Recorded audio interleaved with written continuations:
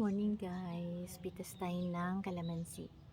Ihahalo natin sa ating gagawing tsaa. Tsaa daw pero it's mainit na tubig with honey and calamansi every morning before having anything for our stomach. Samahan niyo ako.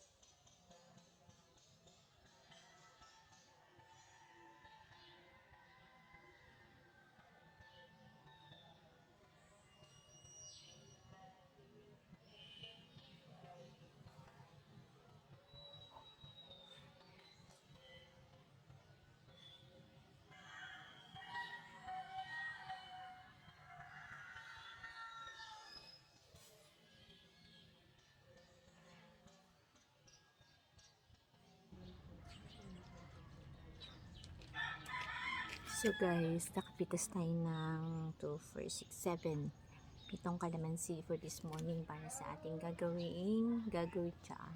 Okay, so samahan nyo ko din. Pipis i-send natin yung video niya sa ating channel. Okay, see ya. Good morning. Ayan guys, tapos na yung ating ginawang parang tsaa natin sa umaga. Mainit na tubig with 2 perasong kalamansi and 2 hanggang 3 tablespoon na honey. So that's it. Tignan natin sa susunod na mga araw kung ano yung effects nito sa ating blood pressure. Sabi nga nila kasi napanood natin sa YouTube or sa TikTok na it helps to detox our system. Yeah. So tikman natin. Nasa sa inyo kung dadagdagan nyo ng honey. Pero maganda rin ang combination ng medyo matamis at maasim. That's it. So good morning. Thanks for watching.